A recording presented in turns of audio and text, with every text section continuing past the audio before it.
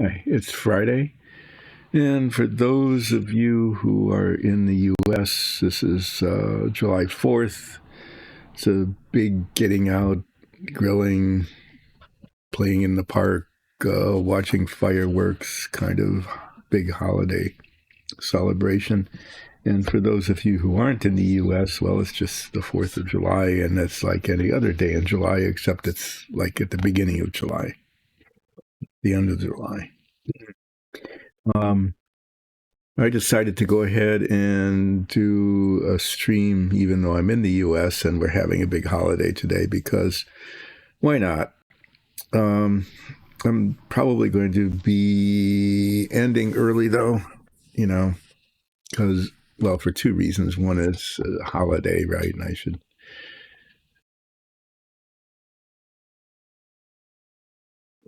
No, the real reason is that I don't have that much to do because I'm gone next week. I'll be gone all next week.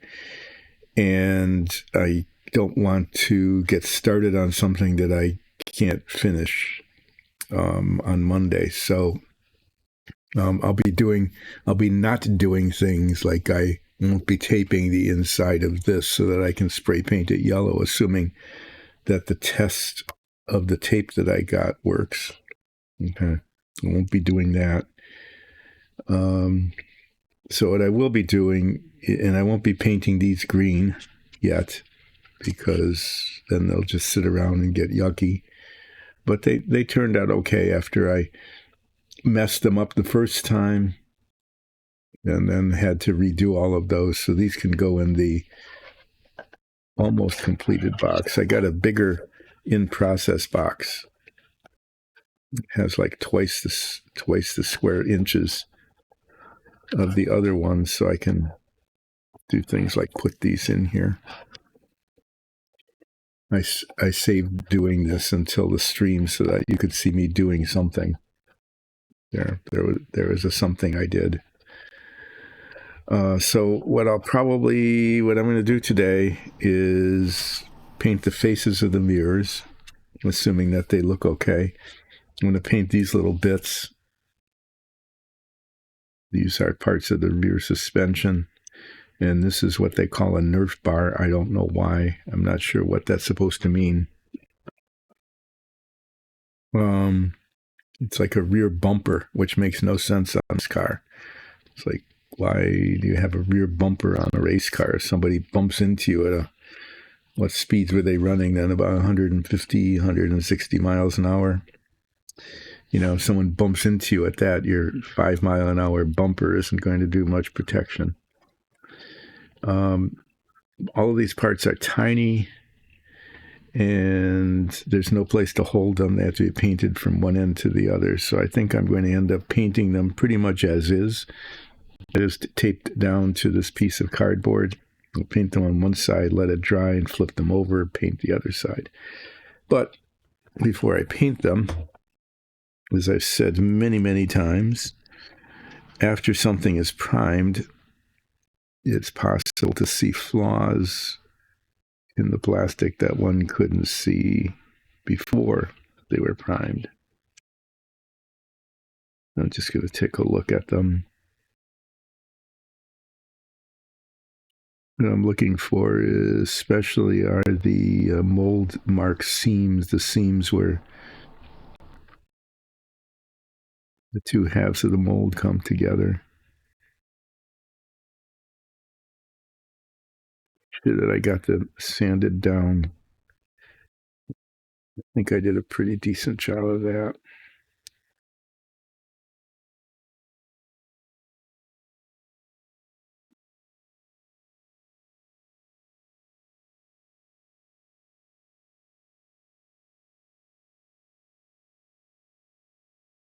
You just see, you're watching me look at things. Yeah, I need to, these things are warped too. I don't know if you can see it. There's a slight bend in it. That's not unusual for these longer plastic pieces. Long, thin plastic pieces is for them to be somewhat warped. But I don't know if you can see that, but it's got a little bit of a bend. If I were really good at what I'm doing, I probably would heat that up and push it the other direction and get rid of the bend. Quite sure, not really entirely sure how these are supposed to be on this end. Okay, this one is the rear bumper thing. I'm mainly concerned about the top. Yeah, that's what I was kind of I was afraid of that. I managed to get the seam off this, but there are places where the seam is showing. It's going to be, well, it's not too bad from the direction one is looking at. Okay, but from the back, can really see the excess plastic, like right along here. That's almost impossible to do anything about.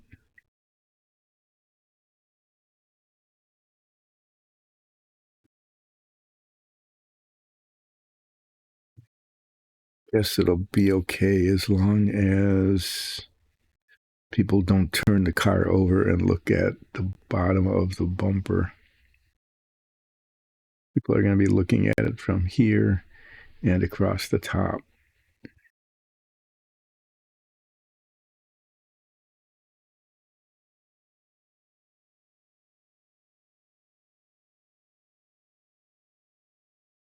Yeah, I don't know how compulsive I want to be about that.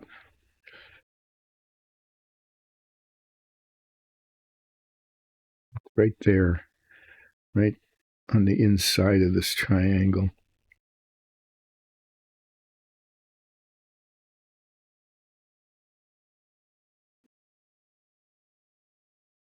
Now let me see if I can,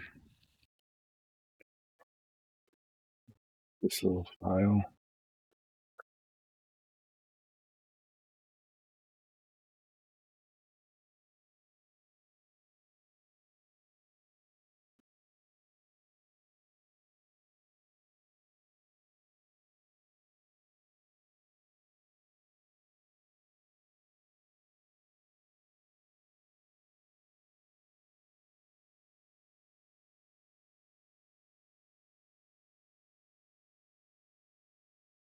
No, that little bit even helped. Okay, now I guess that's going to be about as good as it can get. So this whole thing needs to be painted. There's no place to grab it. There's no place to hold it. So I have to paint it on the bottom and then flip it over and paint it on the top. So those will get aluminum. These need to come off the tape and not get lost.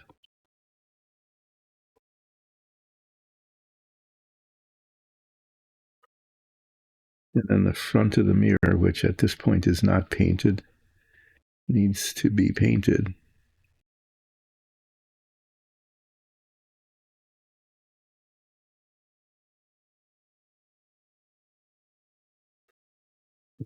There's no place to hold them. And I'm not sure how well the putty filled it in. I'm going to take this, which is a polishing cloth, basically, and I am just going to polish just a little bit, polish the fronts of these, just to see.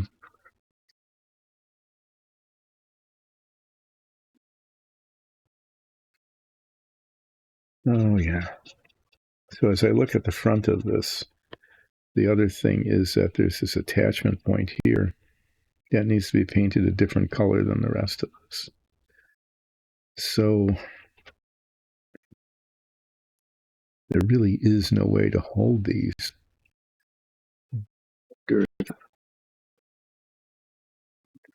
If this will work. No, I guess it will.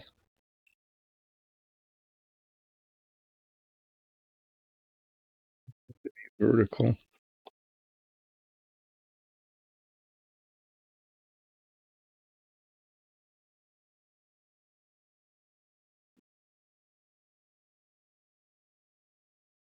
Okay, well, I'm going to paint the face of the mirror, and then I'll paint that little prong. Maybe I'll go in the other direction.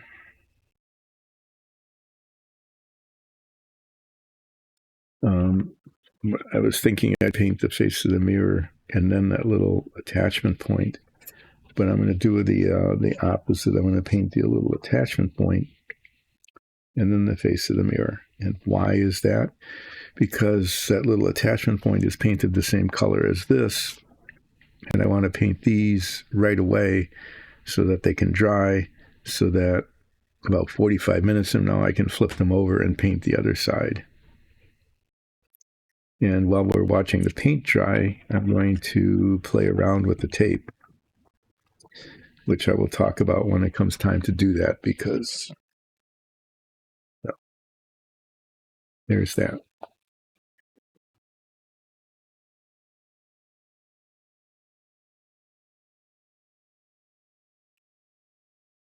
So maybe while I'm gone next week, traveling with doing some family trip thing, maybe I can come up with monologue ideas. You know, it would be good if this car were almost done. It would be good if this car were almost done now instead of still having a fair amount of work to do on it, because I'm running out of things to talk about with vintage racing. I'm going to end up just repeating myself, which I guess that's okay. You know, it's not awful to keep, to just say the same things over and over. It is summer. It's rerun season. Terrible when we were kids. I can talk about that. So when we were kids, you'd have your TV shows all through the year, and then summer vacation would come and you're not in school all day. So you're home all day long. Your mother's saying, go out to the park and play there. Go to the pool. Here's 10 cents for the locker. She didn't talk like that. She was nice about it. Hey, you want to go to the pool? Sure. Okay, here's 10 cents for the locker. So we would do that. That was back in the day. Back in the day when children were permitted to do things like just walk 2 blocks to the park unsupervised. Okay, no adults. Nope. You just walk to the park and you played on the playground, and you hope you didn't fall off the monkey bars and smash your head. Right. You hope that the slide wasn't so hot, which it sometimes was, that you get first-degree burns on your legs. It's a lot different now in certain places and things. So, no, this is the tape test thing that we'll be getting to in a bit.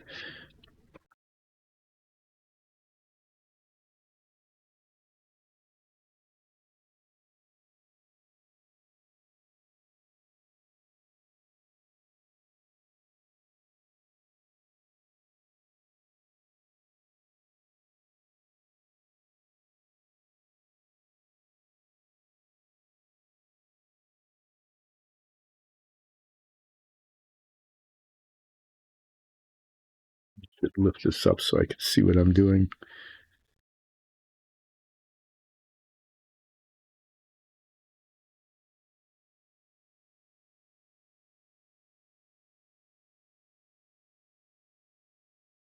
Yeah, it helped to turn it around because I hadn't painted this part.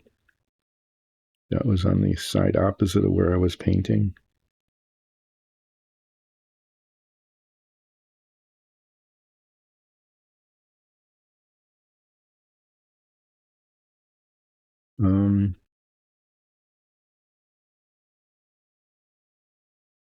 I probably could talk about, stuff that happened on the 4th of July.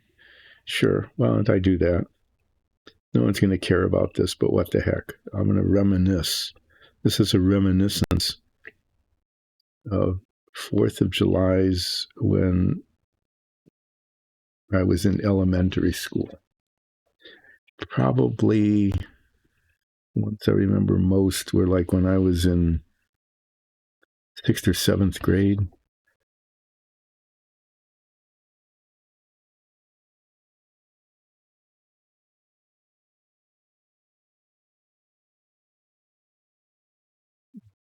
Fifth, 6th, 7th grade, somewhere in that range. Why I got more paint than I need. That is often, I said often. That's usually the way it is I get much more paint than I need.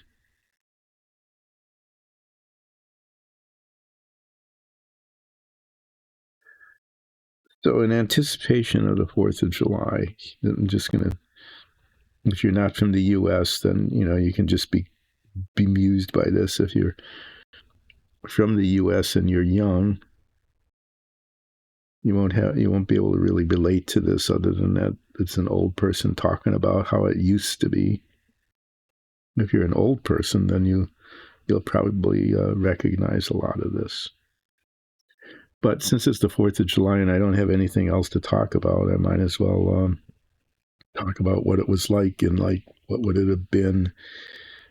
The early 60s, it would have been like 62, 63.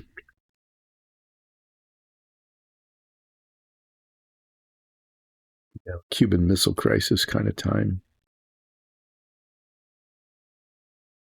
The space race was really just getting underway. The Russians were winning.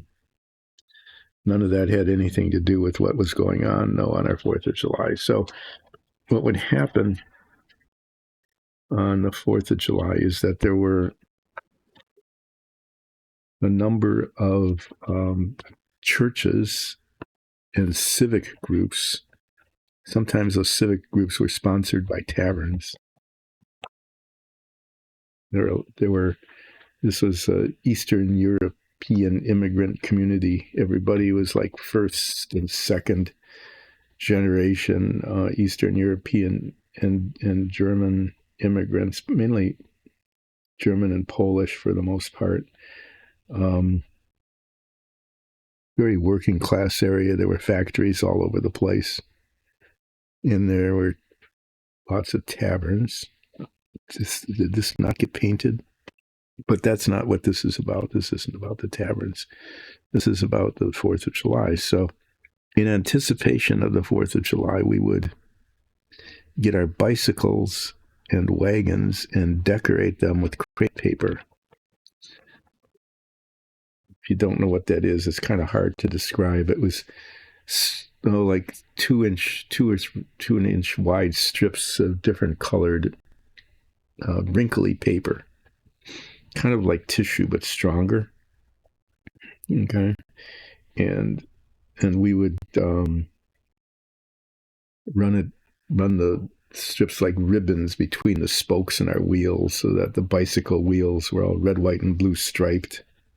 Okay, and wrap it around the handlebars. Everything, if you had enough of it and the tape held, practically the entire bicycle was covered in red, white, and blue stripy crepe paper, which was just fine unless it rained. It only rained once that I recall, in which case the crepe paper essentially dissolved. It turned into a multicolored mush. But that isn't what this story's about because, it usually didn't rain. So the churches and the civic organizations in the neighborhood would put on a parade on the 4th of July.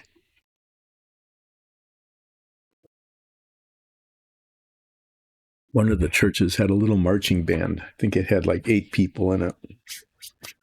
But they had a drum. Guy who had a drum on straps that he could walk and play. And a couple of trumpets, I think. I'm not sure if there was a trombone. That would have been really awkward, given the raggedy nature of this parade. But they started the parade because they had a band, and they would just start the music, and they would play mainly marches, like John Philip Sousa marches and stuff like that. Then they would start marching from the church where they started. And as they marched along, the route to the park was a park maybe about a mile away from where we lived. I don't know if it was that far. The distances felt really different when one is 11 years old than they really are. Okay. So what I did here is, this is just a piece of sprue. I painted it yellow. You can still see some of the yellow paint there. And then I put the tape on it, 1/4-inch tape. Okay, it finally arrived Wednesday evening. I got 1/4-inch now, not 6 millimeter, but 1/4-inch, which hopefully is the right width.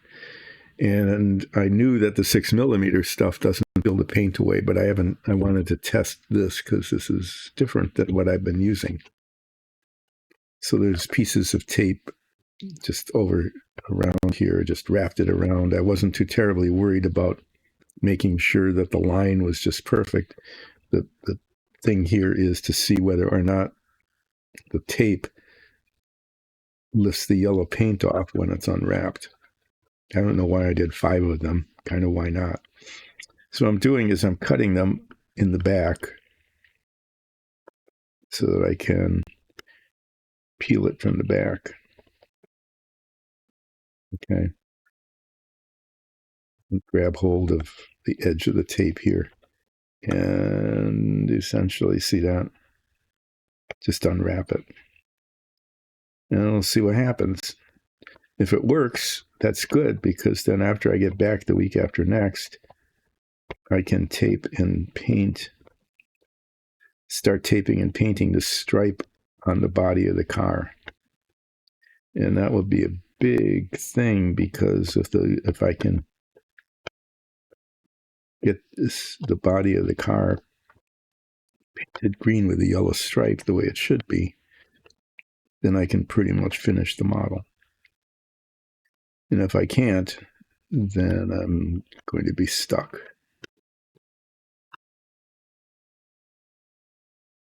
Anyway, I said that. That was my New Year's resolution, is to not use that word. And I've been doing really pretty well. It was a New Year's resolution to not use that word, because I would say that with some frequency over and over again. So it was one of the 2 New Year's resolutions, and that was the one that I was actually keeping. The one that I have been consistently failing at is keeping my work surface clean and clear. And that has not been happening.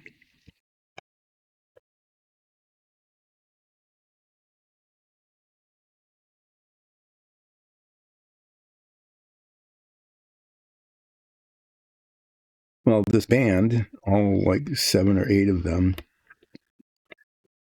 they might have had 2 drums. I remember a lot of percussion. And then some horns. Not very many of them.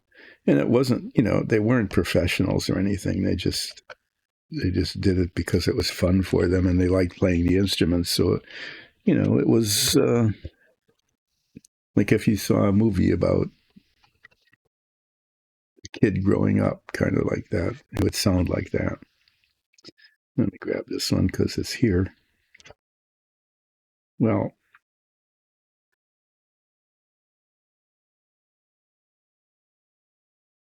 other than the tape not coming off, what's up with that?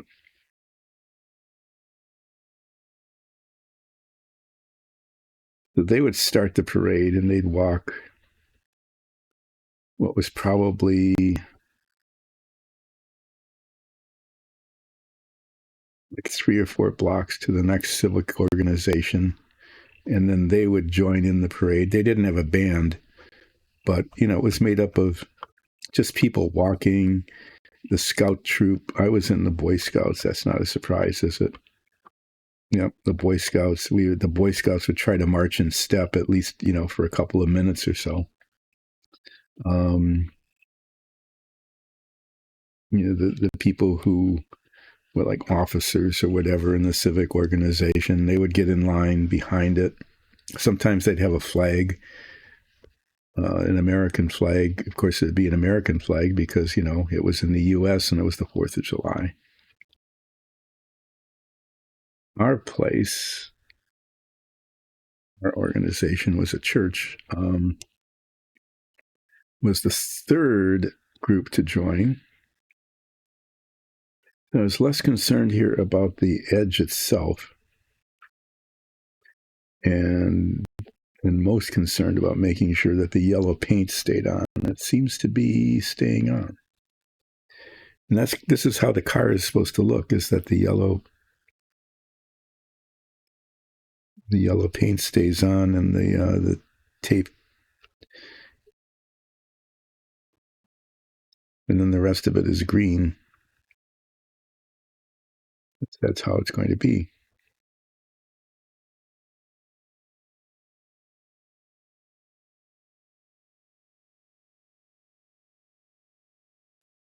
So it looks like this tape is going to work, which is good. In that the green paint on the tape is not on the yellow, and the yellow paint that was on the plastic is staying there. Gripping pretty hard, but yeah. See, that even has a pretty nice clean line on it. It's going to look pretty decent if I can pull this off with the actual vehicle. I will show you in a bit what will be the first test of this the week after next once I get back. I could tape it now. I was almost tempted, if this was working, to tape where the stripe is going to go on the part that I'm going to show you. It's the very tail of the car. But I'm not going to, because I'm gone for a week, and the tape would be sitting there for like over a week between now and the time I got back. And I mean, this was just overnight. No, 2 nights actually. I did this on Wednesday.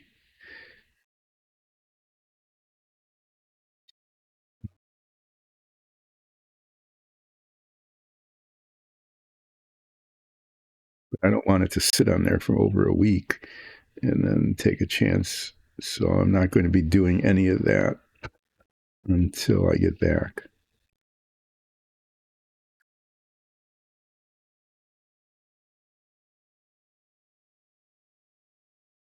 I just missed one completely. It looks like it.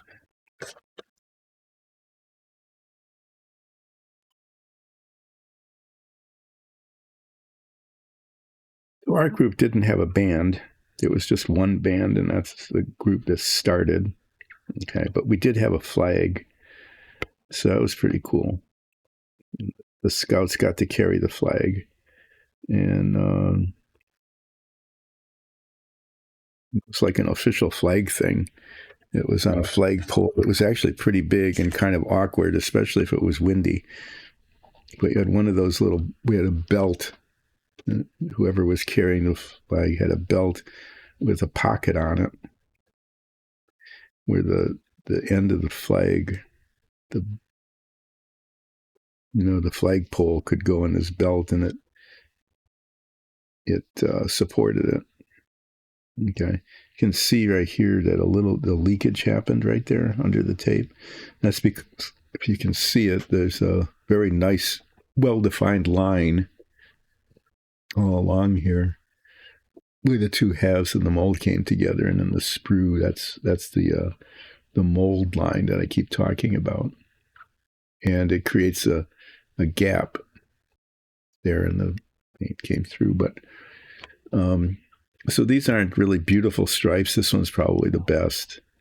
The edges are pretty clean, as long as the tape is pressed down. But the most important part, the really important part, is that the tape left the yellow paint there. It didn't take the yellow paint off. So that was good. I got it. Oh, here's the trash in the little tray there. So we would all get in line, and the parade started really early. I think it started like at 8:30 or 8:30 in the morning or something. It was, this was summer vacation. This was sleeping in time. We were grade schoolers, but we had to get up early, put our uniform on because we were scouts. I was a scout. Put the uniform on, full uniform, shirt, pants, tie, little tie slide, cool thing.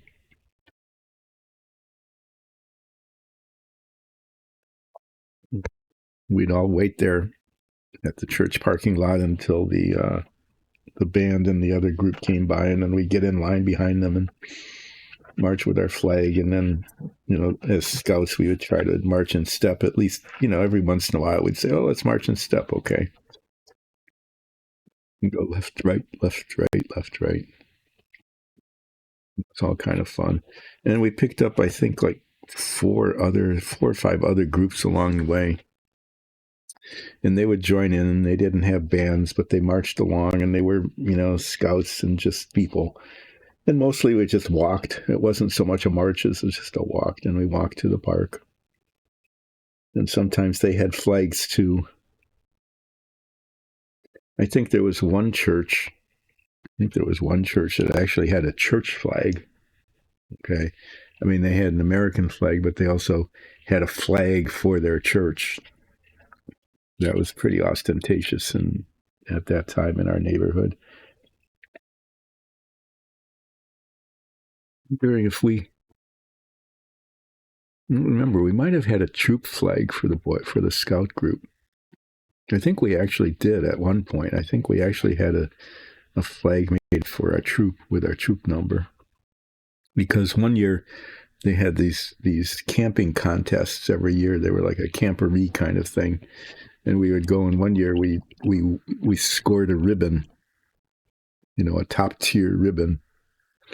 And I think we had a troop flag because I remember it was attached to the top of the flagpole so that we could show off.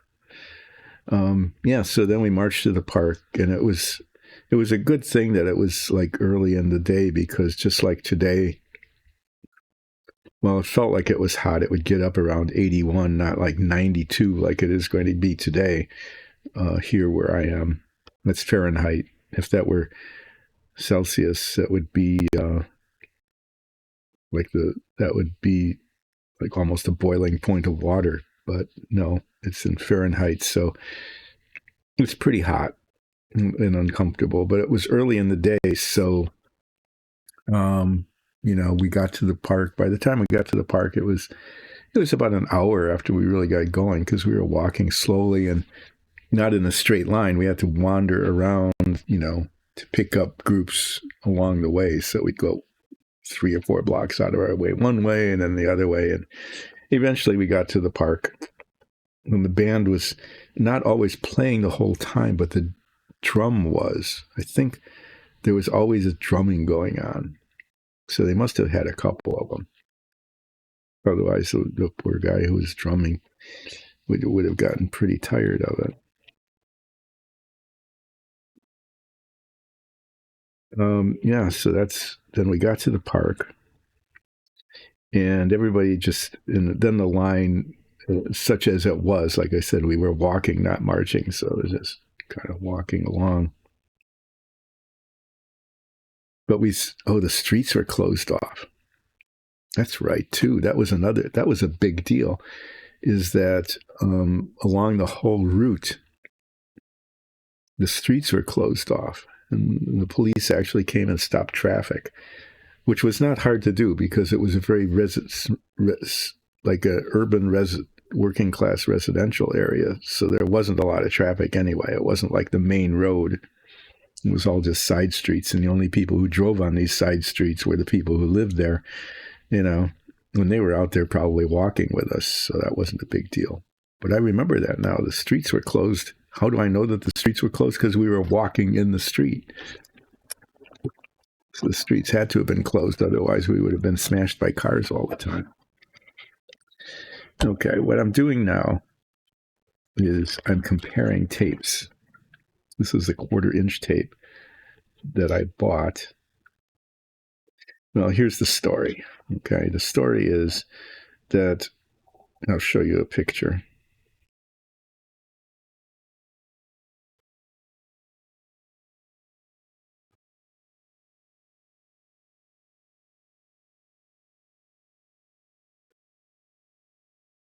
Be right back.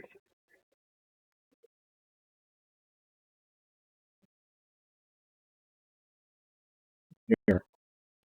This is a picture of the model completed by the kind of person who completes models for covers, for cover pictures, which means that it's just impossibly stupidly perfect. Okay, I mean, just insanely stupidly perfect. But the car itself was painted British racing green with a yellow stripe, which was the racing colors of Great Britain, green with a yellow stripe. The U.S. had racing colors. Ours were, not surprisingly, red, white, and blue. The best combination was blue with a white stripe, but that wasn't used very often. The twin of this car in the race was painted white with a blue stripe. Okay, so it's sort of a U.S. thing, a white with a blue stripe. Sometimes you'll see white with a red stripe, red with a white stripe. You never see red with blue or blue with red. Those two don't go well together. Why am I meandering off? I don't know. But on the car, okay, I measured it as well as I could, both on the body of the car and the decal that came with this kit. This is actually a decal that's applied rather than painted on. And it was a 1/4 inch wide. Okay. And a 1/4 inch, I'll just tell this story and then I'll get back to the 4th of July sometime later, probably. A 1/4 inch is 6.13 millimeters. And the kind of masking tape that I've been using with great success comes in millimeters. And so I thought, well, a 6 millimeter tape should be, what is it? It's 1/10 of a millimeter narrower. Who's going to notice, right? But the thing is, it was noticeable. So I got this 6 millimeter tape.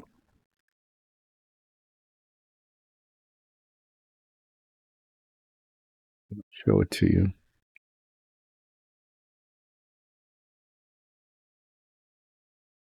I bought this tape because I knew that this tape, I've used this before, this brand, and it does not lift the paint off. But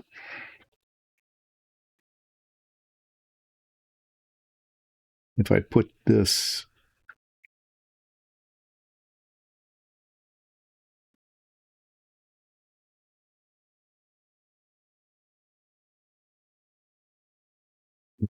tape, you can see that there's this little edge of blue there that it's just enough to make it look like it's too narrow. So I bought 1/4 inch tape, and hopefully that will work. Hopefully that will work on the car. Even the 1/4 inch tape is what I really need is 7 millimeter. So the real measuring, pick this up here.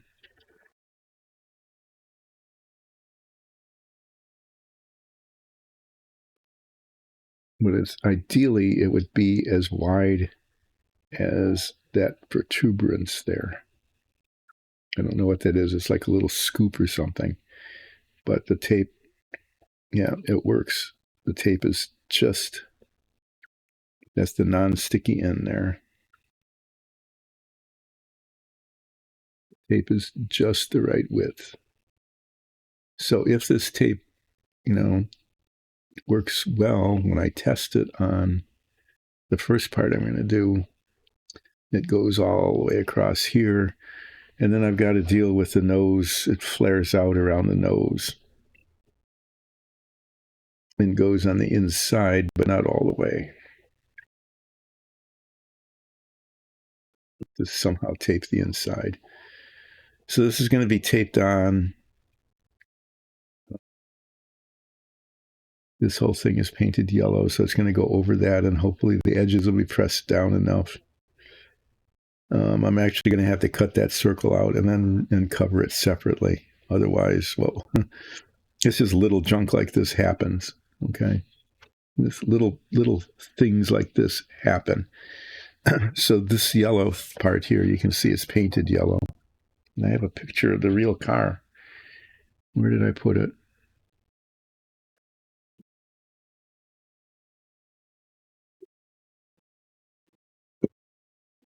Yeah. In the picture of the real car. That is this, and it's not painted yellow. Okay. It's actually black. And so, I'll have to touch that up along with this after the stripe is painted. And, but here, you have to get the tape right up to it. Okay. And around the edge. The front isn't too bad. It's a straight thing. The back is rounded, so that'll be a little tricky, getting the tape on there correctly. But this is actually a bigger problem than it looks. You would think, well, just put the tape on it and push it down all around the edges. But the thing is, it's raised up. And if I just put a piece of tape on it, okay, like that, and push down all around the edges, those edges are actually squeezed in a little bit, okay, by the amount of the height of this. And so that instead of a nice straight stripe, it would be a stripe. You go down and then curve in a little bit and then come back out. So actually taping this is going to be a little bit of a challenge. The part that I'm going to test this on is already painted yellow, and the stripe just goes around.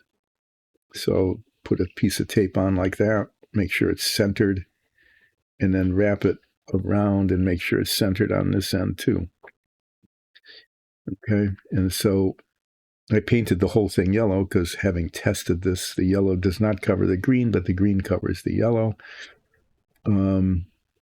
Paint it yellow and then paint the green over it like I did on the sprue that I showed you.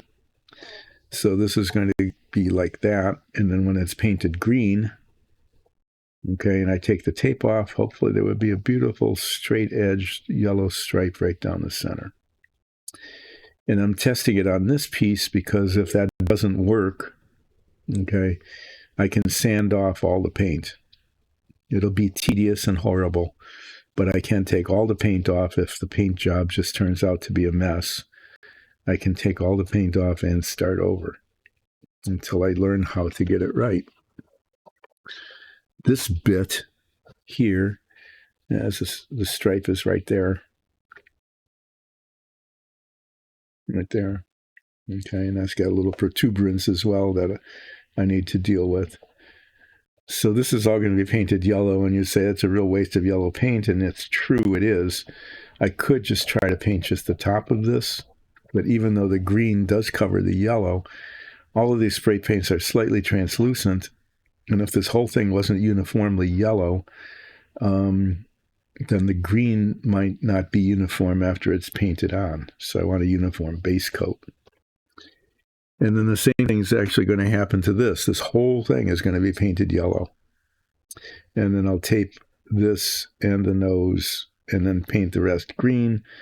And that'll be the last thing I do with the yellow-green paint combo because it needs to look like this. actually, like that, because this is correct and the other one is not. The yellow striping and markings on this are the 1964 car. One of these ran in 1964. This one won in 1965. And you can see that, especially right at the beginning, it has this Lotus powered by Ford thing here. And on this one, it just has a Lotus logo. This is how it should be. This is how the decal is. Go figure. And you can see the seat, too. The seat in the other car is like got black with a yellow stripe on it, but the seat in the 1965 car was red and black. So the model is incorrect in many ways, but I've been over and over on that many times. The sponsorship decals on the side of the car are the 1964 decals, not the 1965 ones. The exhaust is not chrome, it's yellow, and the velocity stacks are not exposed, they're covered. So the modifications, I've been making modifications to the painting and to some extent the model itself in order to make it more accurate. Well, what we have here is success with the tape. So when I get back a week from Monday, I will be putting tape on this where the stripe is going to be, and then painting it green. And then on Wednesday, a week from Wednesday, I will be taking the tape off, and hopefully it will look right. And then I can do the next couple of bits. I need to reach way. Wow, it's right there. I'm really doing well with camera placement today. My director and camera person are very much not good at their jobs. Okay, well, I don't need to have this hanging around anymore, so I'll just put it someplace where it's in the way.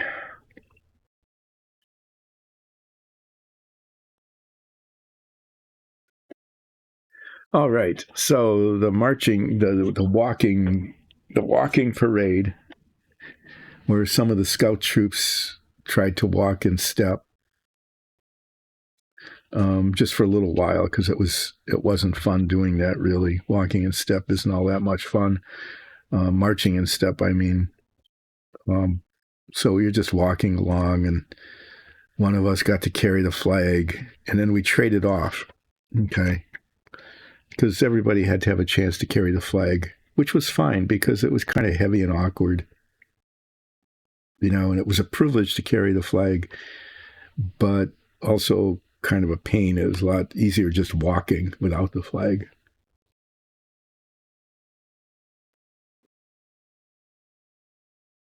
It was like 8 or 9 churches and civic groups walked along the streets that were nicely closed off for us. Except when we got close to the park, because we had to walk along a busy street, so we had to get up onto the sidewalk. But then when we got to the park, there was a real treat there. We got little cups of ice cream. And so they were little cardboard waxed paper cups. They're about this big around.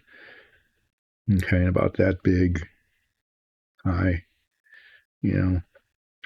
and a wooden paddle, a tiny little wooden paddle that was sort of semi-spoon shaped, and we all lined up and got impatient and got agitated because we wanted our ice cream right away. I don't know why.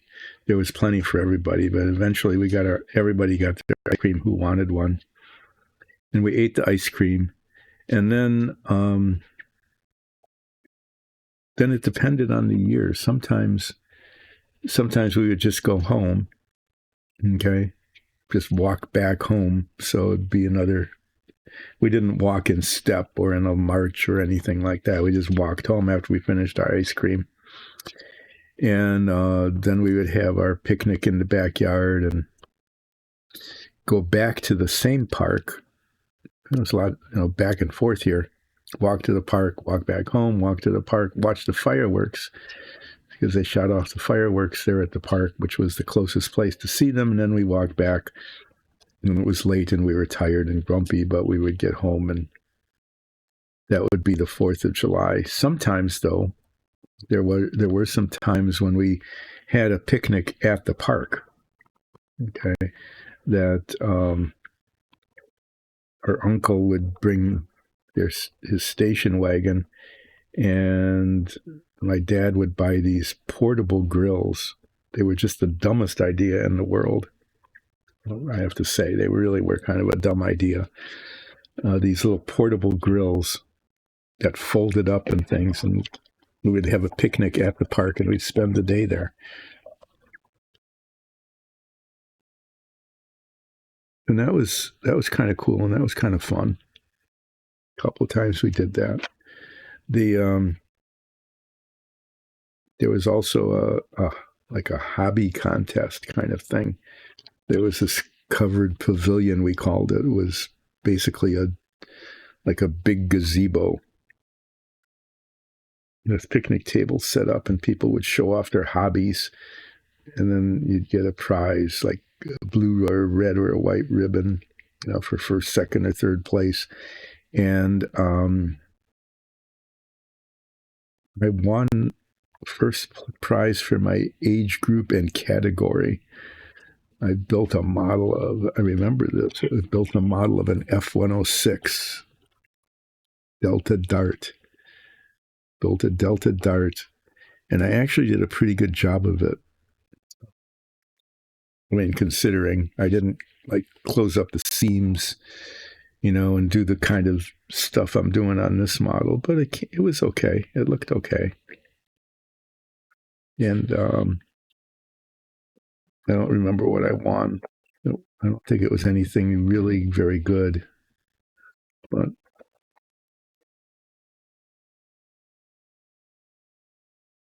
yeah, so that was the 4th of July. That was always cool. Oh, yeah. So, like I said, crepe paper, I remember that now, too, is that people just didn't walk, but it was a thing to decorate wagons and bicycles with crepe paper. Okay, like you'd weave it in the spokes, that kind of thing. So there were red, white, and blue stripes on everything. And wagons would have streamers hanging off the side and stuff. And that was a thing that in the parade, in the march to the park, is everybody who decorated their things would be in it. So not only were there scouts trying to march in unison in time to the drum beat, carrying flags, and then the members of the church or the civic society walking along, but if anybody who had a decorated bicycle or wagon, would be in the parade as well. So there were lots of those, and some were really elaborate. I think one year when we were younger, my brother and I, were younger, and we weren't in the Scouts, we actually did that. I think we decorated our bicycles and rode them.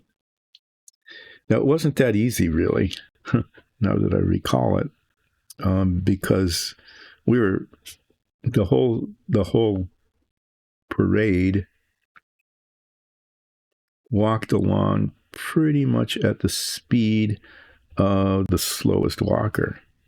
You didn't, not entirely. I mean, sometimes we left people behind, right? A little bit. But yeah. And if you've ridden a bicycle, you know that riding a bicycle slow is harder because the centripetal force, like on the wheels, doesn't keep you upright.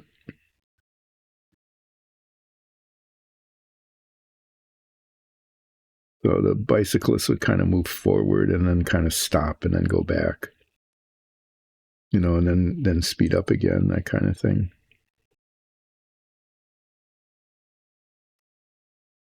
These are I'm painting the faces of the mirrors.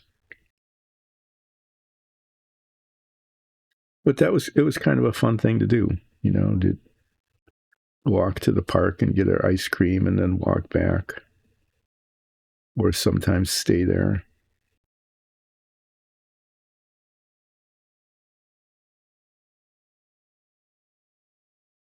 But there was always a grilling. There would be hot dogs and burgers, and if people were really brave, there'd be chicken. Grill some grilled chicken bits. I don't remember. I remember that there were always hot dogs and things, and sometimes they get different kind of sausages. Okay, this is going to need another coat because it's kind of translucent, and there's little bits of the discoloration from the that'll cover up after 2 or 3 coats of this. It'll be something to do, right? Is just put more of this paint on this over and over again until it's covered uniformly. Get to watch paint dry again for a couple of minutes.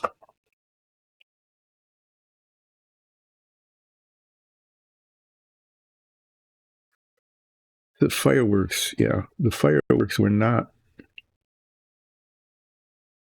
in 1963, not the same caliber that they have now.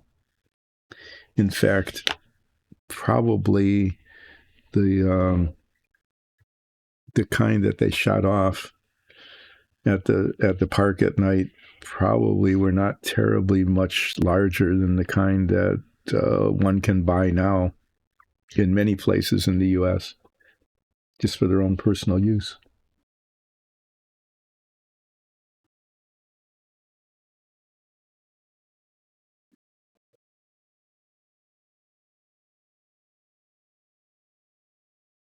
So the first couple of years, I remember there was a lagoon there,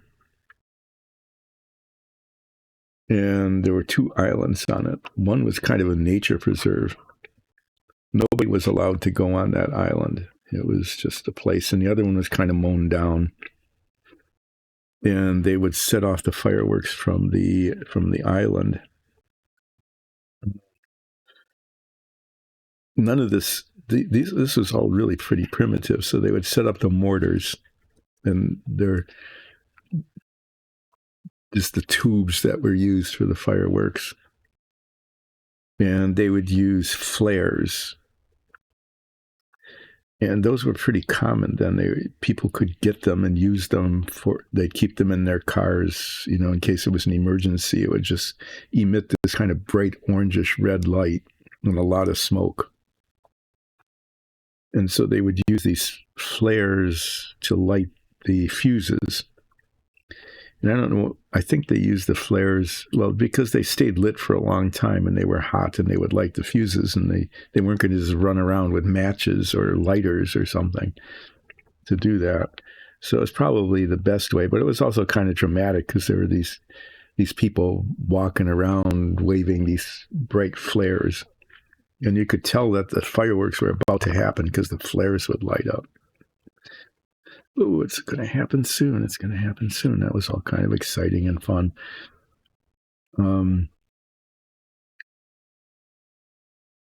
So it was actually kind of a dangerous thing because they'd have to go up to the mortar, light the fuse, and then run away because sometimes it didn't go off quite the way it was designed to do.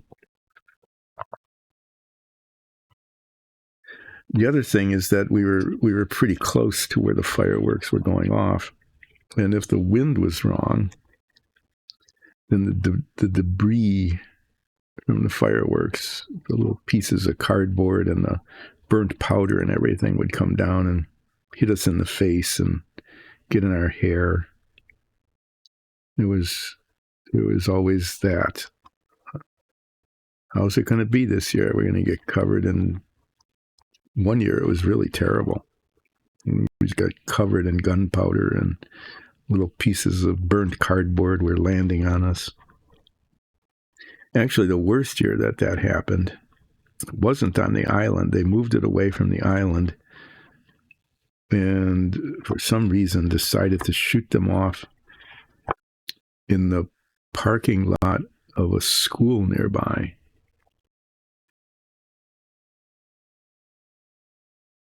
It was there was a school on the edge of the park, on the boundary of the park area.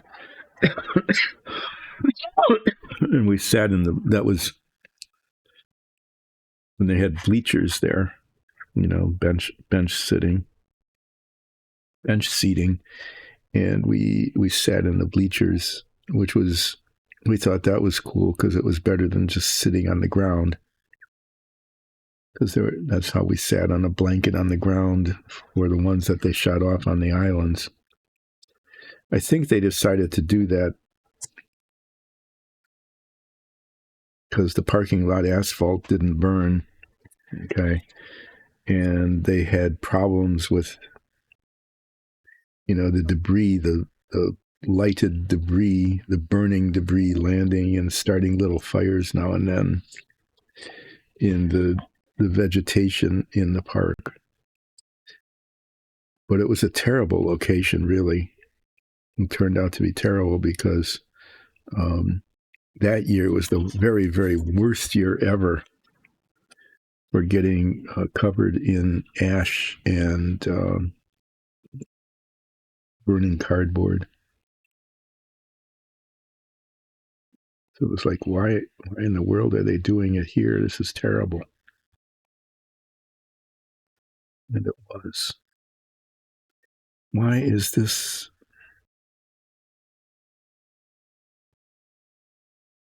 It's like grit on here or something.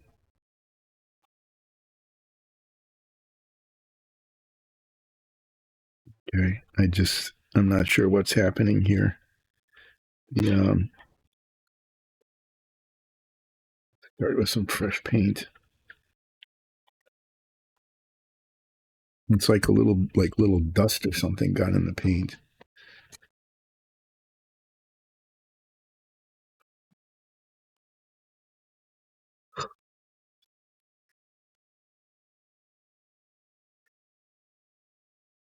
So yeah, we would watch the fireworks, and then as young kids, of course, we were really tired, and we'd have to pack out the blanket and the cooler because everybody had to have, you had to have your beers and stuff there for the fireworks. We didn't as kids, but the adults did.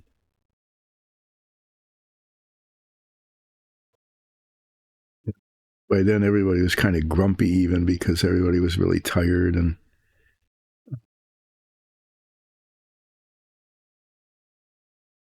Can't even tell which side is painted and which isn't.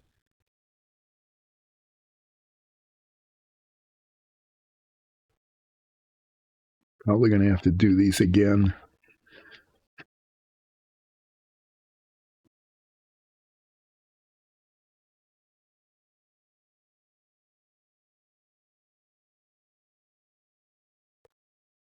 Yeah, muttering on and messed up.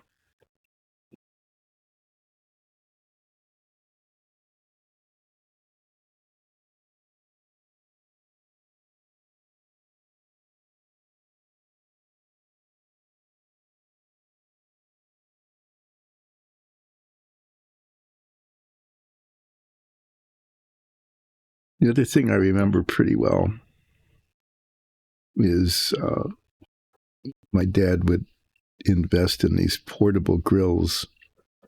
They were made so that you could set them up, at least in theory. That was a theory, that you could take them with you somewhere and set them up. Okay, they folded up so that they could be hauled in the station wagon to the park. And then you dump the charcoal out, hopefully, and take it back. And these things were just,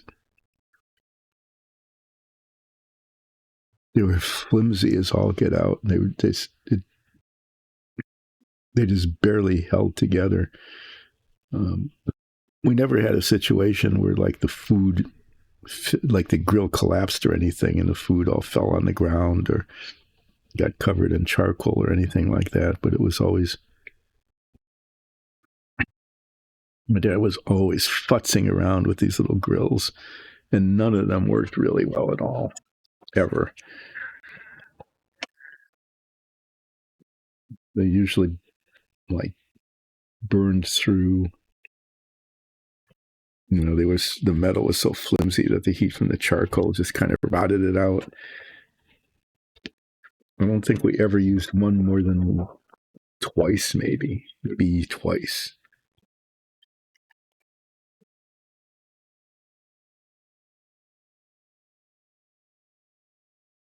So that was another kind of event. There's that. There was always a lot of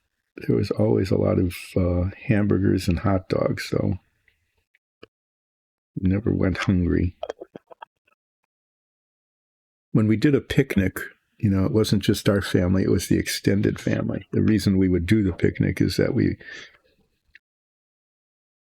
my dad's brother and their kids, they had lots of kids like we did. And my uncle and aunt and my grandfather and grandmother at the time, we would all be there. So there'd be a lot of people.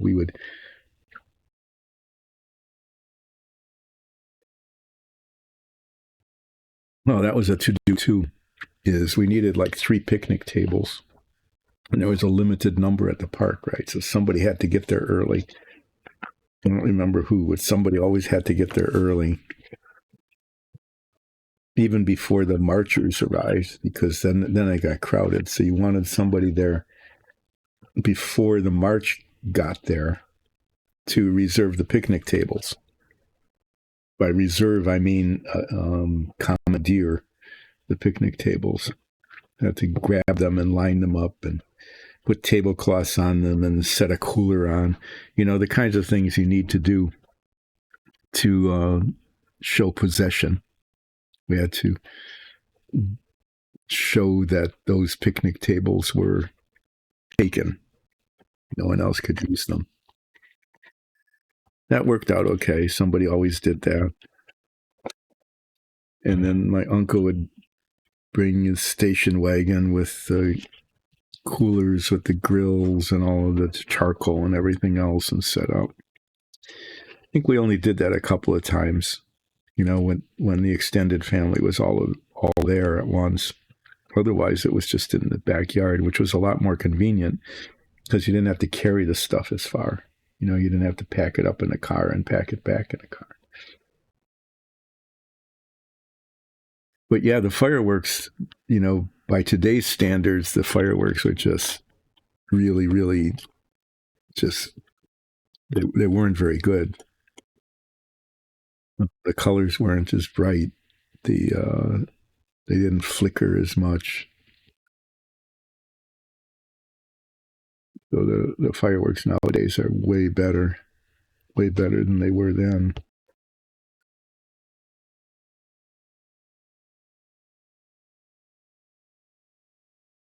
Can't tell if those are discolorations or if those are like variations in surface texture. The face of the mirror is actually pretty important. It's very obvious. I mean, it's a thing that you can see very clearly.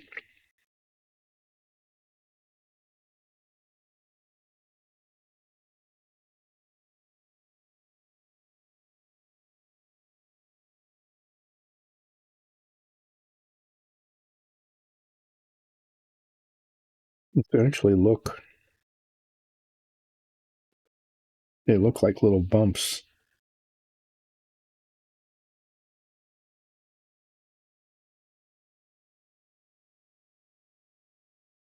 Hmm. Okay, I guess I'm gonna have to polish those off.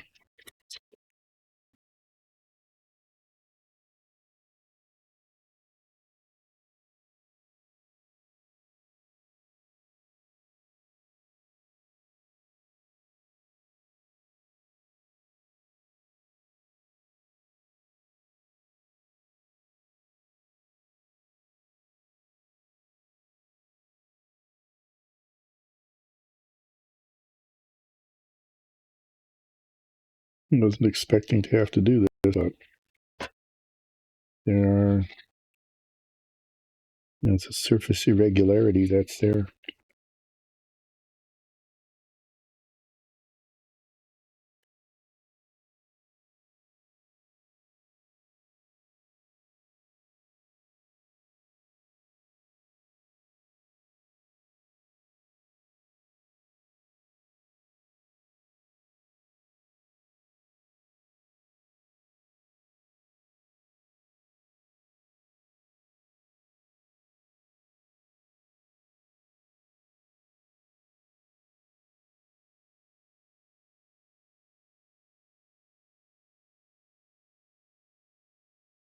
Hmm.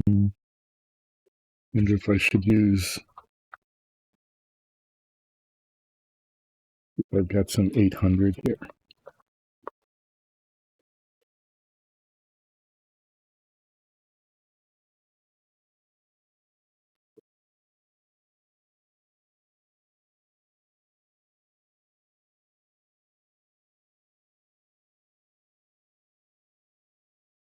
Yeah, that's working better. So rub it down with this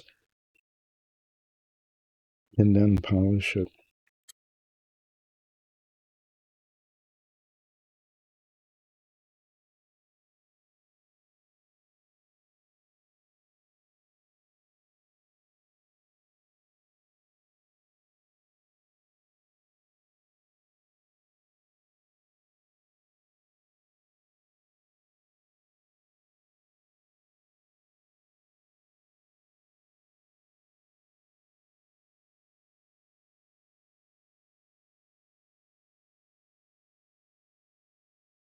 Sorry about this. This is I didn't expect to have to do this, but it's the surface is not smooth. Okay.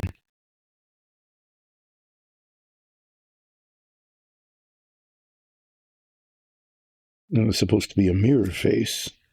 Okay, so a mirror face is not supposed to be like rough. Right? It's supposed to be flat and shiny.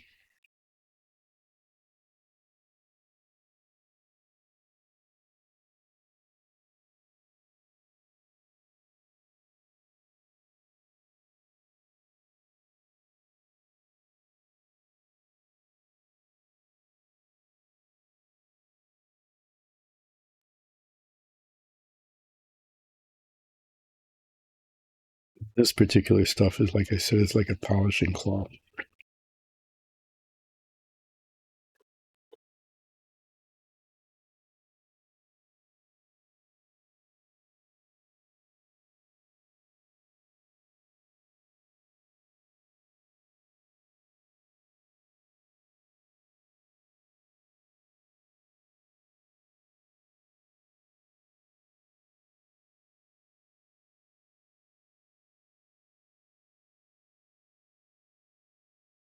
I'm going to paint this again and see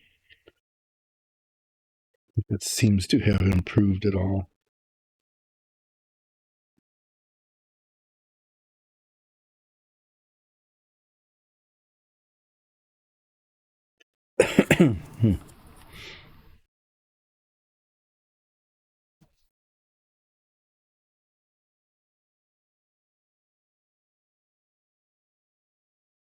I may have to play around with this a little bit more. I'm not sure. Let's see how this looks after I paint it again.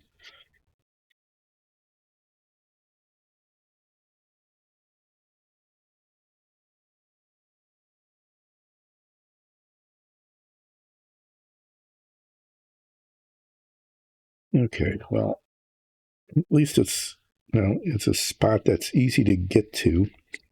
And if I have to keep doing it over and over again, I'll just keep doing it over and over again. It's not the first time that I've done that on one of these models.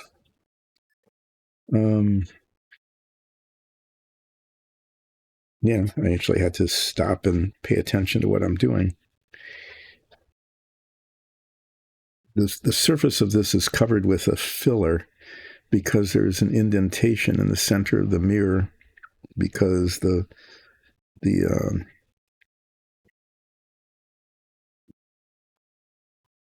plastic didn't fill the injection mold completely.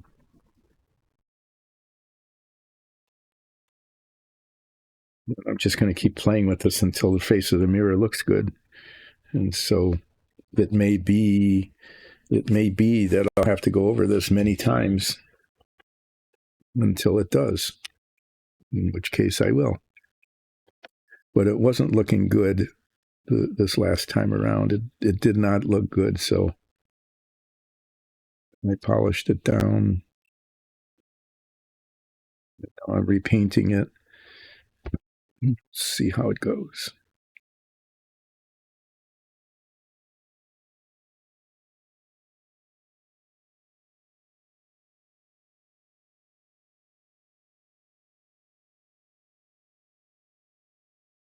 This one's not, well, they're better than they were.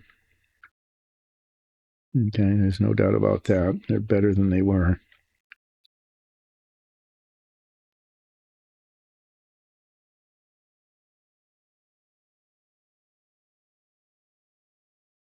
Whether it will be acceptable or not, I'm not sure. There's that black spot there.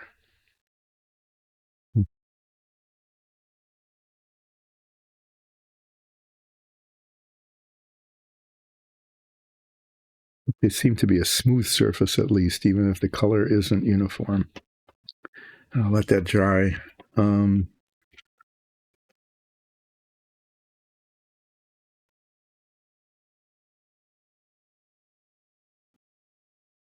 then put another coat on.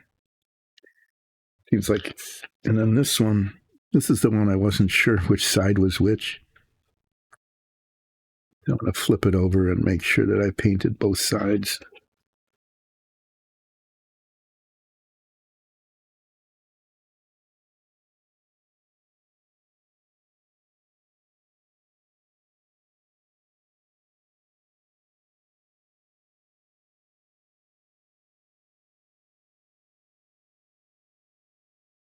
Okay.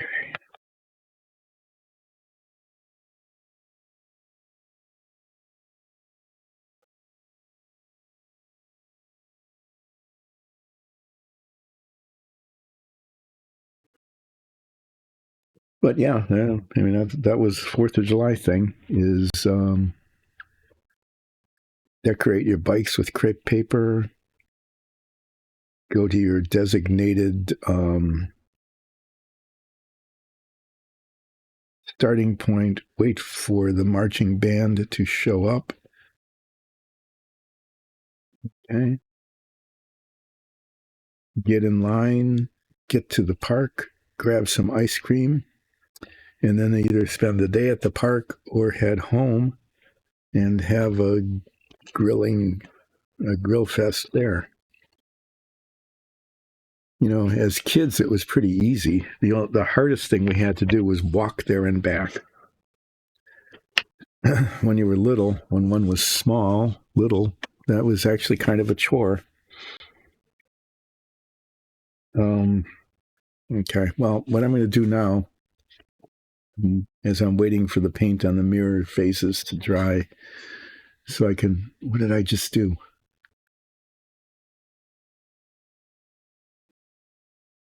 Light went out. Is there an on-off switch on this? I touched it and moved it.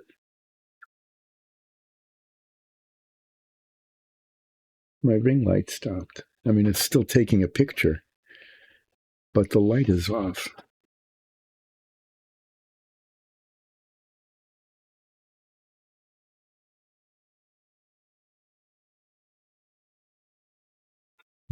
to make of that other than that it really is nice to have the light. Hmm.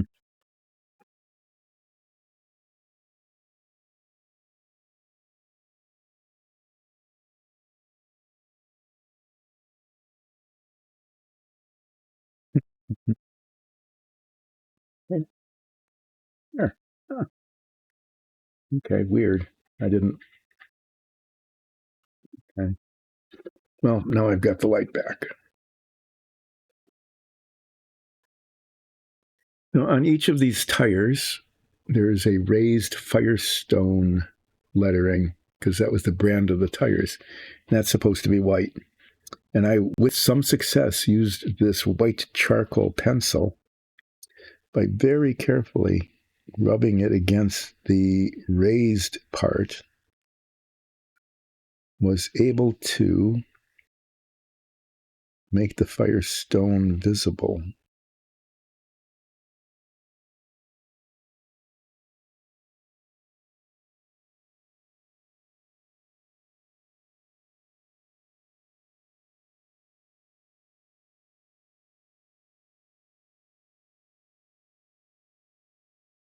Because I didn't want to use paint on it.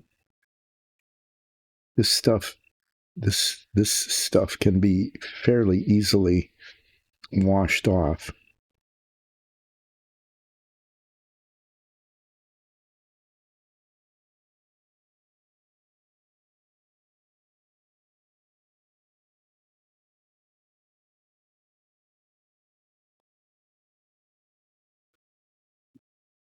Put these on. I remember the first time I did this, it was working more easily and better.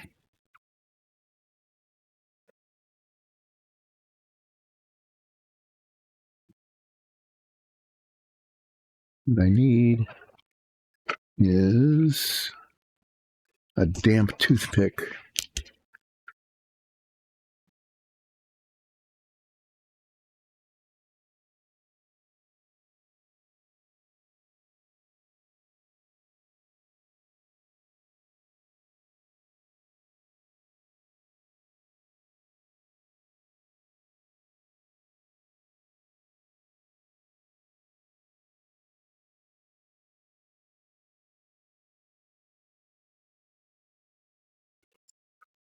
I need to.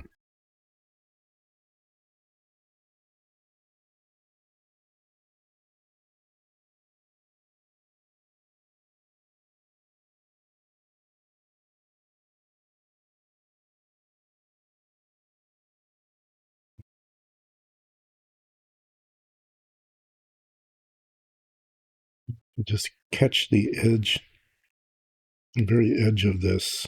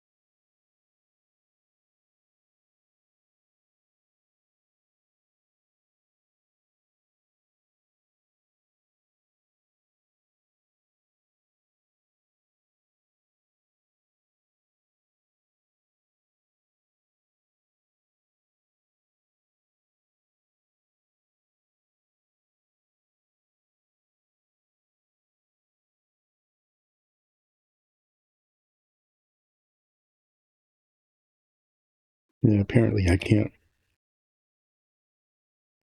rub a pencil on a raised surface and talk at the same time.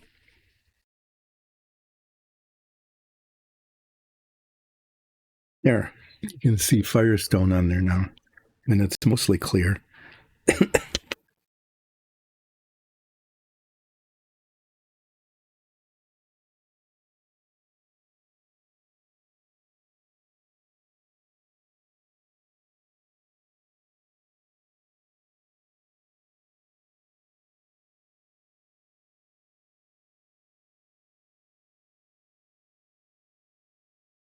It's washing it off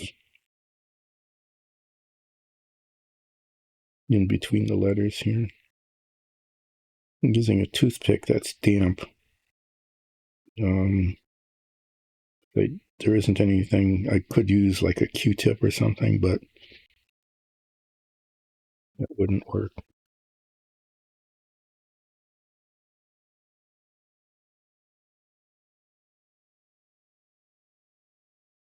The toothpick holds water.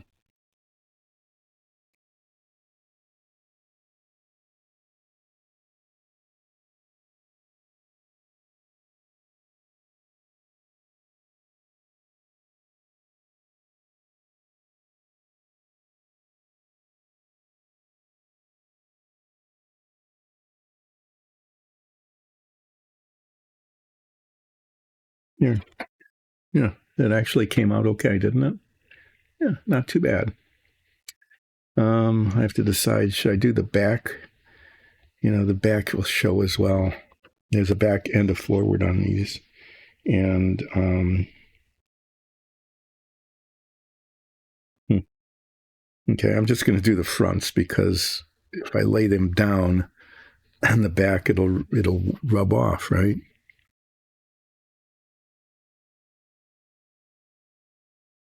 I'm just going to do the fronts and then try to figure out how to do the back raised lettering in a way that it doesn't rub off. The obvious thing would be to set these up on edge.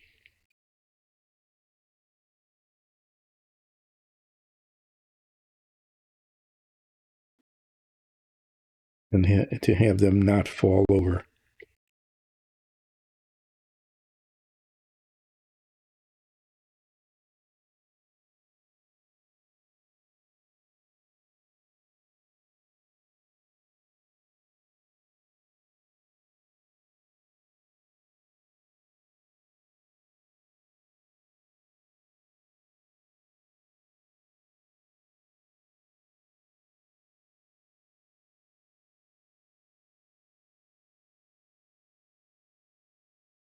I have to say, looking back at it, that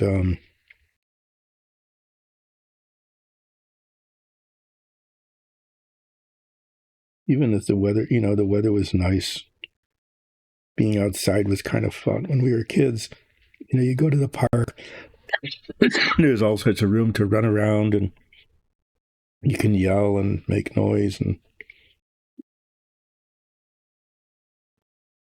play catch and that sort of thing. But it was a huge amount of work. I mean, the guys' work consisted mainly of making sure that there was enough beer in the cooler. I don't mean to be cynical about it, but it really kind of was.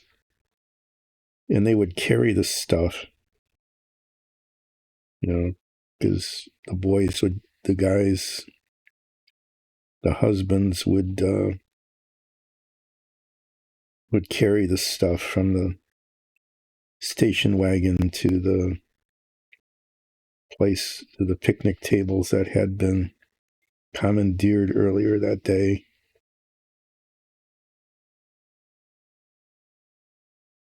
And set up the grill.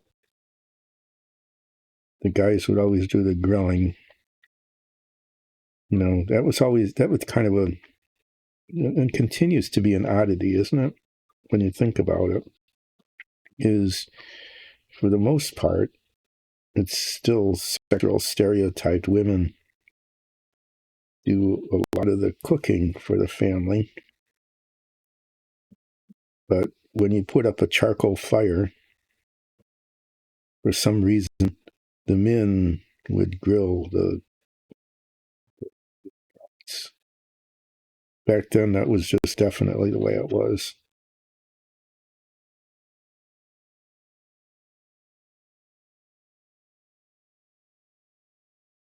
There was a lot of beer. Remember that? Kids didn't get any. Well, there was always a lot of, coolers full of soft drinks and stuff. So It wasn't like we were deprived, but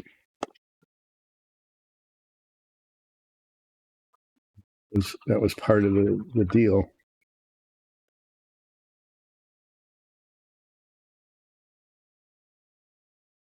Sanding down the tip of this toothpick so that it is more pointed.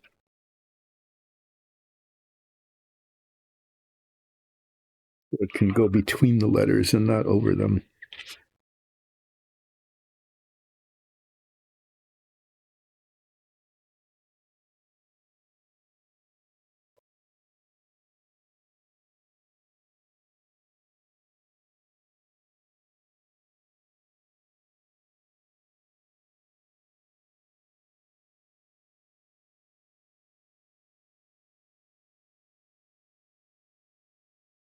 But it was a huge amount of work to,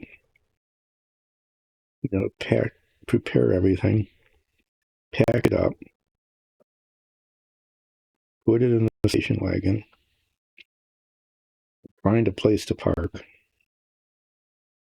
You always had to get there early enough to get a parking space, and sometimes it was sort of distant, and then everybody would grumble about how far we had to carry this stuff. The kids were enlisted to carry the lighter things, the paper plates and stuff, those kind of things.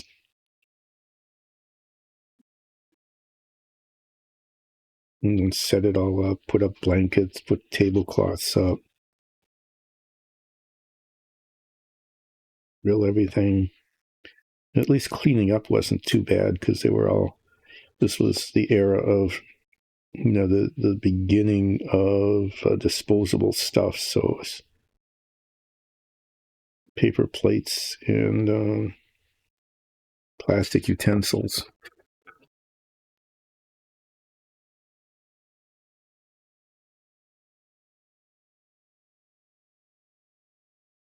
Just say that there it is. I'm trying to get the N.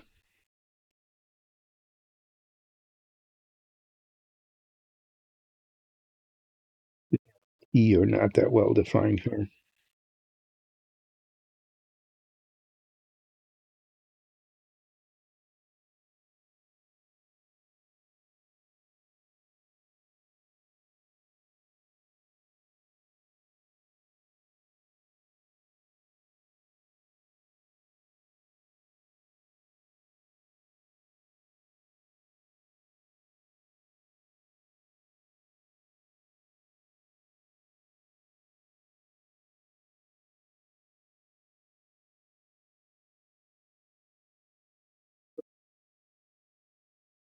But yeah, it's just an outdoor grilling experience. If it's not at home, even there, it's just, it's not much harder than just doing it indoors because you just carry stuff, an extra 30 feet or something to the backyard as opposed to the dining room, right? Or the kitchen table or wherever you set up to eat.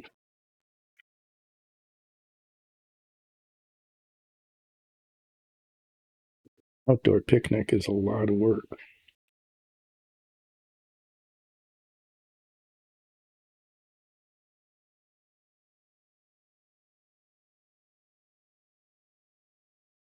But we did that, went to the park, set up. As kids, it was not that hard. But the adults, it was a lot of work for them. Even the men who didn't do a lot of it. Okay, well, there's a Firestone on there. That's not too bad.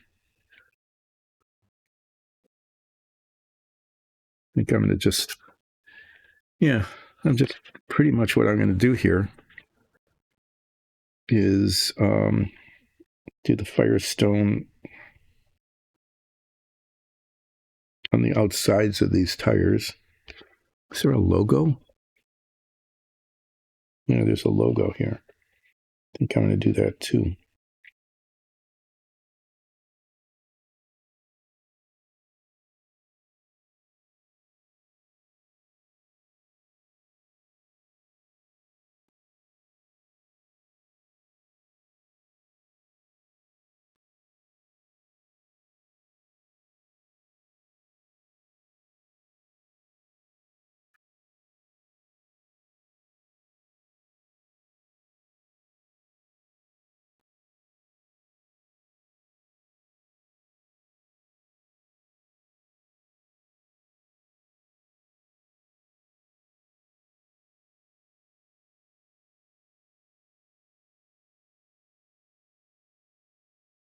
I'm not sure. I guess no one really complained too much. Just went ahead and set everything up and packed everything up. Everybody pitched in.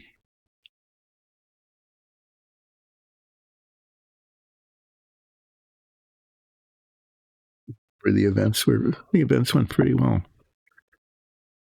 But for us, it was a real treat to go out to the park and eat outside. And it's kind of an interesting and exotic experience, really. The park was huge. I mean, it felt like it when we were little anyway. There were paths through the woods, sidewalks along the streets. It had a swimming pool. We would go there during the summer just to the pool. We didn't do it on the 4th of July because we were too busy eating bratwurst and, you know,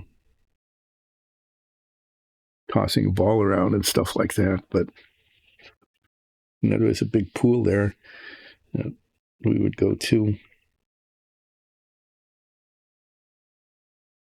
It's actually probably not a really big pool. Like I said, remembering the sizes of things when one is like 10 years old is, you know, can't ever really be sure how accurate one's memory of size was. Things seemed bigger than they were. This one's really messy.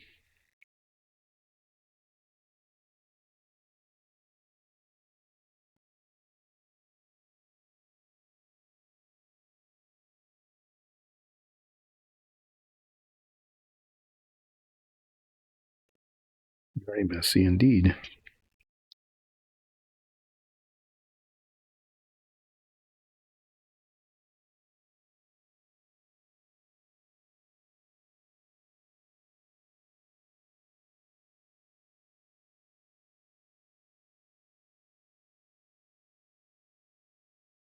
This is the tire that broke.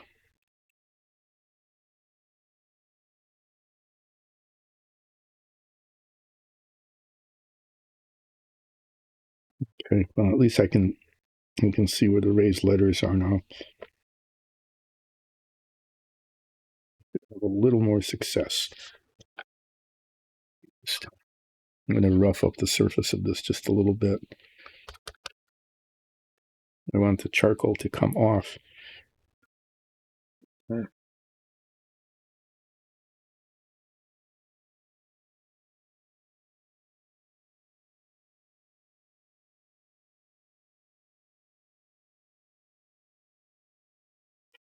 So in addition to these letters and the little logo, there's a raised circle around the outside of this.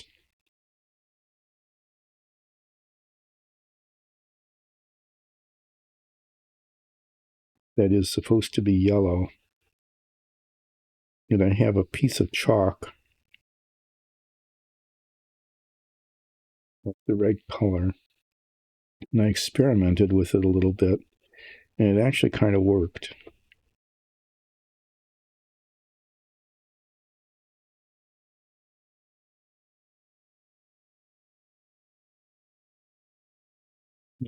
Try it. So I want to end early today, which I do. I'm probably not going to get much beyond putting the Firestone logo on these tires. I might try to show you the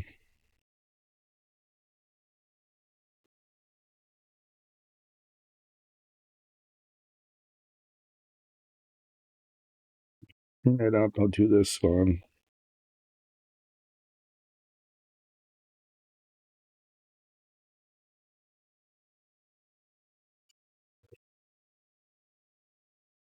Really?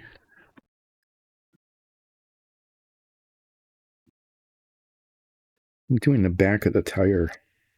No, I'm doing the front. What am I? I don't know. I confused myself there for a moment. I became disoriented to time and space. Suddenly thought I was working on the back of the tire, not the front. But this is the back. I don't know why that happened. Just a blip in the space-time continuum there for a moment.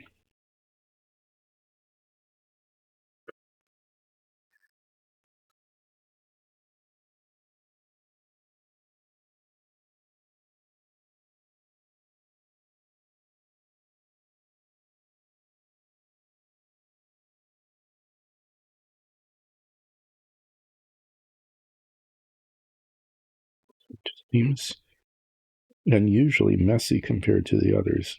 I'm not sure if the lettering is slightly less raised or what the deal is exactly, but it didn't come out as cleanly as the others did.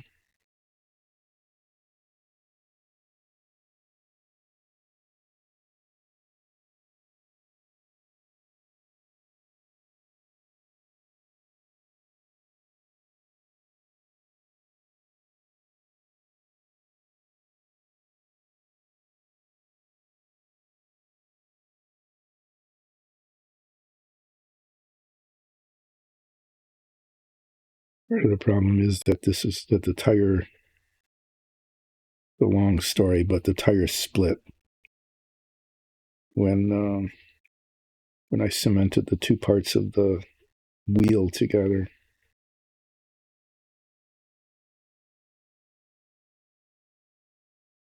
Well, it's not too bad. It came out kind of okay.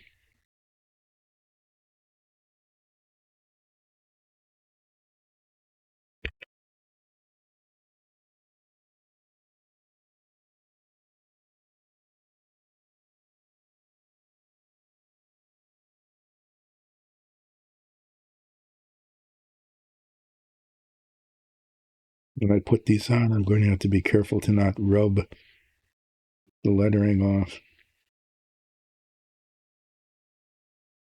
One more thing to be careful on.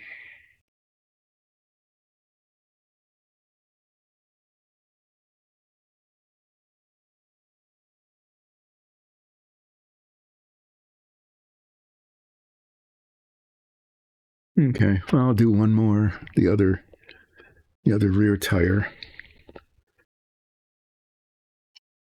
and then I'm going to put these bits away and put a second coat, paint on the mirror surfaces to see how those are going to come along. So as a reminder, I will not be here next week. Won't be doing a stream because I'll be away on a family event. Back a week from Monday, picking up. We're leaving off here. There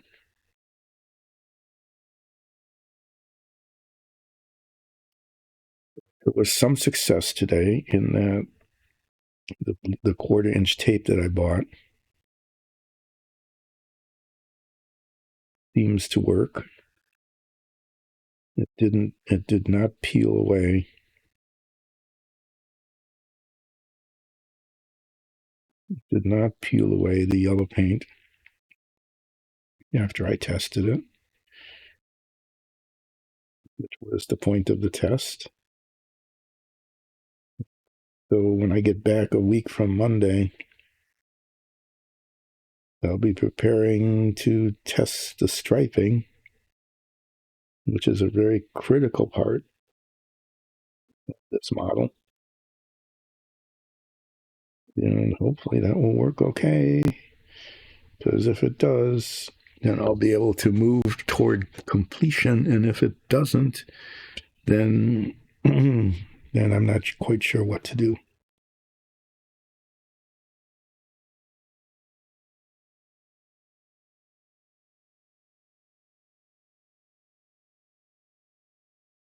rear tires are better than the front ones. The embossing is a little higher up.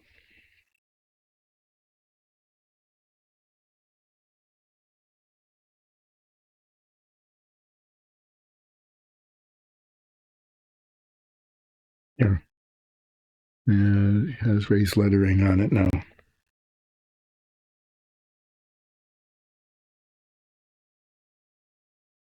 like these, like when I can do something that's reversible. Okay. So that if it doesn't work, I can undo it and do it over again. If I'd used paint on this, it would, without a doubt, 100% been a disaster. Okay. But with using this charcoal pencil, charcoal white, I was able to get the lettering, even though, it rubs off pretty easily. It's possible to not mess it up. Okay. I mean, it's possible to manipulate those tires without rubbing off the lettering. I just have to be careful when the time comes. Okay. These bits need to go into the in process box. This would be easier if I took them off of the sticks, but they need to stay on the sticks for painting.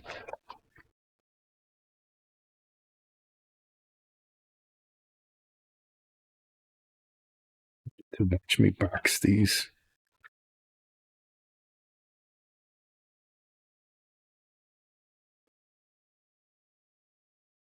Really not sure how these fit, or even if they do fit. That will be an event. Seeing if I can get these to work. There were similar, but even smaller little struts on the Savoia, right at the tail. Each one was unique, so that they couldn't be substituted for each other. And I did manage to get them in place using contact cement and tweezers. Okay, so these are the in-process things. I'm going to take one of these. I just want to show you what happens, to show you that it's actually sort of possible. You see the raised ring around there? Is that it is possible with this yellow chalk, by rubbing it across it like this.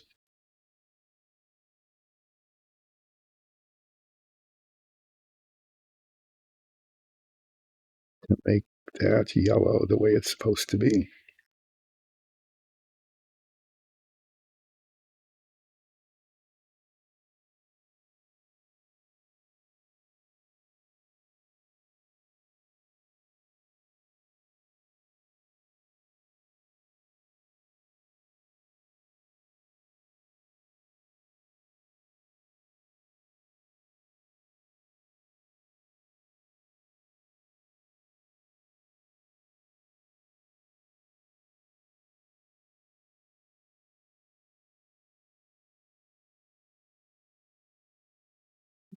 Right down. You have to keep it soft, right?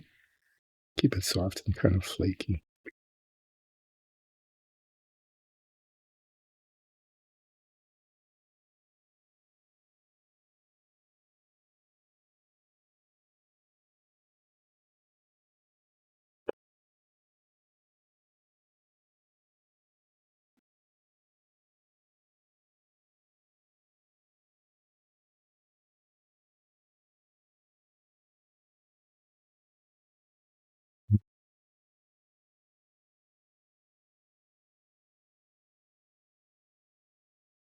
To wipe it off, you wanted to go up to, but not onto the edge.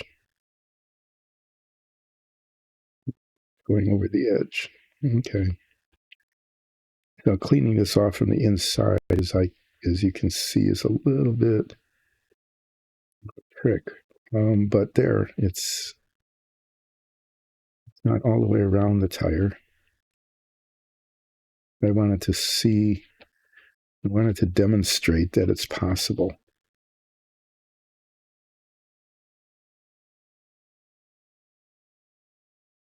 And the trick is this needs to be cleaned off. I mean, the outside is really nice and raised, but the inside edge isn't raised up quite as much, and so the toothpick took off a little too much. But you can see that it actually kind of works. Okay, that with some time and some care, which I'm not going to be spending today, I probably could. I probably could get the yellow stripe around these tires. But I'm going to be ending at noon today, which is coming up pretty soon. But as a demonstration, it shows that it's possible now to get the yellow stripe around the outside of the tire. Yeah, I'm going to remember that I can do that. Okay, so there's this. And then now I'm going to put another coat of paint on these and see if they're even coming close to being acceptable. I have to say right now it is not looking good. It is not looking good for the faces of the mirrors. I'm not sure what yet all will need to be done. Not sure yet what will need to be done to make them okay.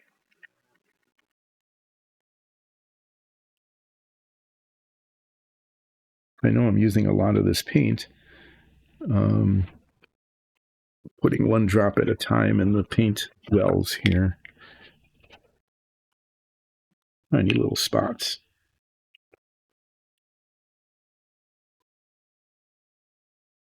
Yeah, that's why I close it with a paper towel, because it spatters.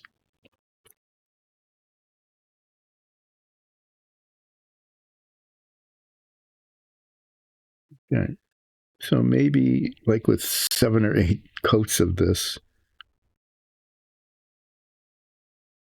yeah, it might be okay. I mean, with a lot of coats of this paint, because that one's better than the last one. It might get a nice uniform surface.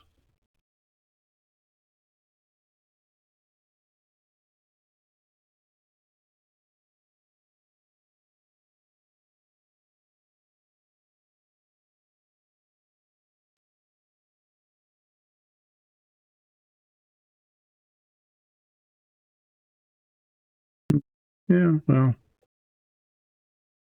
looks like it might be possible. The divot is still there, though. Dang, I thought I'd put two layers of filler on that. You can still see the little lump, the little bump in the middle. Okay, well, when I get back a week from Monday, I'll take a look at those again and decide what, if anything, needs to be done. I might need to sand them down and put more filler on them. I'm really disappointed in that. The indentation. Okay, it's not just a discoloration. It really is still a little divot that did not get filled in.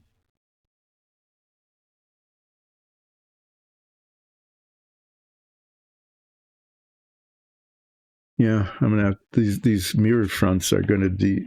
It's going to be another one of those 2 little pieces that are going to take forever to get to the point where I'm satisfied with how they're looking. Okay, time to wrap up here today. What I managed to do, usually next to nothing, is I've managed to demonstrate that the blue tape I bought does work. It does not peel the yellow paint off of the plastic, and it masks, and I can then do the stripe. And on a week from Monday when I get back, I will be taping this bit here and then painting it green, taking the tape off a week from Wednesday, and demonstrating the appearance of a yellow stripe. And if that works, then I'll do this and this the same way. They'll get painted yellow, taped, and painted green. I'll probably do this one before I do this one. I'm reluctant, hesitant to dive into this part because that's the main body of the car. And if that gets messed up, that's a real problem. Okay. These two guys will get painted green. These are the covers that go over the velocity stacks. Yeah. So this will be with fits and starts.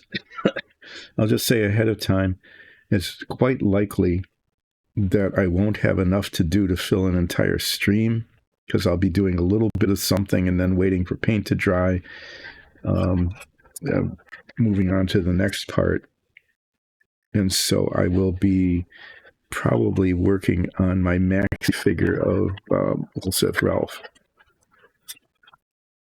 Other little bits. I've got to get these. These are wheels. These are like the last thing that go on. These are the spinners that hold the wheel on. They need to be prepped and primed and painted. I probably should have prepped those today, but I didn't. And the mirror faces are not coming along. They're just not good. Okay. They're getting close, but not quite. So I'm going to sand these down and put more filler on them because I need to get rid of those divots in the middle. But they're getting closer than they were. I'm just going to have to sand them and then fill them in again. I'm going to try the green putty after I sand them because the stuff I used just didn't do the job. But then again, maybe after I sand them, anyway, they need a lot of work. I'm just going to set these down like this and close this box. Put a paper towel here over them and say to those people in the U.S., Happy 4th of July. For the people not in the U.S., it's the 4th of July. It's not a holiday for you. I will be back a week from Wednesday, continuing to slowly chip away at getting this done. Eventually it'll be finished. Somehow or other, eventually it will get done. And then once that's done, I will have to decide what I'm going to build next. And I got it narrowed down to a couple of things probably. Thanks, everybody. Those of you who are having a holiday, have a good holiday. Those of you who aren't, have a good day anyway. And I'll see you not next week, but the Monday following that. See you.